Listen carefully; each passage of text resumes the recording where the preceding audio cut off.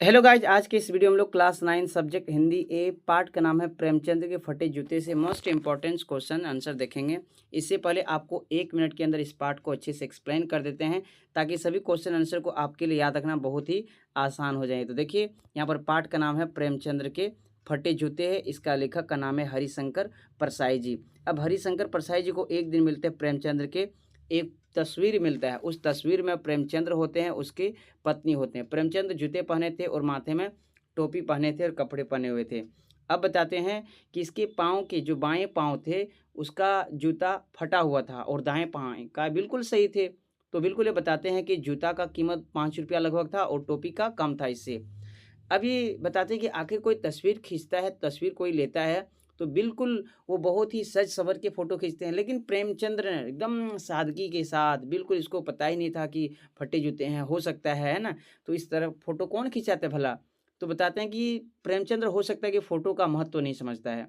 लेकिन अब यहाँ पर देखते हैं, हरिशंकर परसाई बताने का प्रयास करते हैं हरिशंकर परसाई जी कि लोग इतना दिखावे की ज़िंदगी करते हैं, दूसरे का चश्मा उधार ले लेते हैं, दूसरे का बाइक उधार ले लेते हैं, दूसरे की अलग-अलग तरह की सामानें उधार ले लेते हैं सिर्फ़ और सिर्फ़ दिखावे के लिए। लेकिन प्रेमचंद्र ने सादगी का जीवन जीना चाहता है और ये जितना है उसी प्रकार वो रहना चाहते हैं, बिल्कुल वास्तविक जीवन जीते हैं। तो इसलिए इस पाठ को बहुत प्रेरणा मिलते हैं और लिखते हैं। फर्स्ट क्वेश्चन देखिए, पाठ में लेखक ने प्रेमचंद्र का कैसा चित्रण किया है? तो बिल्कुल व्यंग्य चित्रण क्या है, ये एक नाटक के माध्यम से बताना चाहते हैं। नेक्स्ट क्वेश्चन की ओर आज से बच्चे, प्रेमचंद्र ने कैसे जूते पहने हुए थे? तो बिल्कुल फटे हुए जूते पहने हुए थे। ऑप्शन नंबर बी बिल्कुल सही हो जाएगा। नेक्स्ट देखिए 3 नंबर में, समाज में किसके कारण अधिक मान सम्मान दिया जाता है? धन के कारण। धन जिसका रहता है उसको अधिक मान सम्मान आज के समाज की सच्चाई है। 4 नंबर में देखिए, लेखक को प्रेमचंद्र की मुस्कान कैसे जान पड़ती थी? तो बिल्कुल ऑप्शन नंबर बी हो जाएगा, विचित्र और व्यंग से भरी। और यहीं से लेखक ने क्या किया, एक कहानी को लिखने का निर्णय लिया। नेक्स्ट देखिए क्वेश्चन नंबर 5 में क्या लिखा है, लेखक के अनुसार प्रेमचंद्र कैसा जीवन जीते थे? तो सहज के जीवन, स्वाभाविक जीवन, बिल्कुल सरल जीवन जीते थे, सादगी का जीवन, कोई दिखावा नहीं था इसके जीवन में।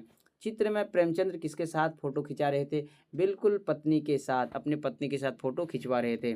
और नेक्स्ट देखिए क्वेश्चन नंबर 7 में क्या है, इस रचना को लिखने की प्रेरणा लेखक को कहाँ से प्राप्त हुई थी? तो याद रखिए, इसको बिल्कुल लेखक ने जब इसका तस्वीर मिला था तो प्रेमचंद्र के फोटो को देखा, वहीं से इसने क्या कर लिया निर्णय। ऑप्शन नंबर डी हो जाएगा, प्रेमचंद्र के फोटो को देखकर। नेक्स्ट देखिए क्वेश्चन नंबर 8 में क्या लिखा है, पाठ में लेखक किस बात को लेकर दुखी थे? तो इस पाठ में 4 विकल्प दिए हैं देखिए 8 नंबर में।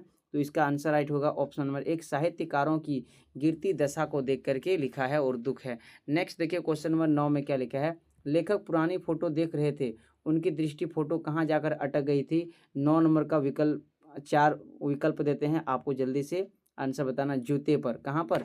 जूते देखते हैं तो बिल्कुल वहीं से आपको पता है, दाएं पाँव का जूता सही था, बाएं पाँव का जूता बहुत ही कटा फिटा था। गोदान उपन्यास का मुख्य पात्र कौन है? होरी है ना, होरी है। गोदान एक उपन्यास है, उसका है। नेक्स्ट बाय द वे देखिए क्वेश्चन नंबर 11 में क्या है, 11 में पूछा, लेखक के अनुसार प्रेमचंद किसका महत्व नहीं समझते थे?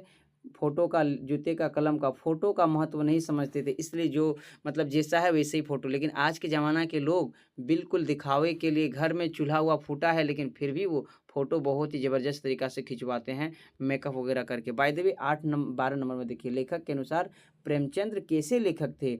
शुद्ध, संघर्षशील, क्रांतिकारी, गंभीर। तो इसका राइट आंसर देखते हैं कितने बच्चों ने कमेंट बॉक्स में बता दिया। बिल्कुल सही हो जाएगा ऑप्शन नंबर बी, संघर्षशील थे, बहुत ही कड़ी मेहनत करने वाले थे।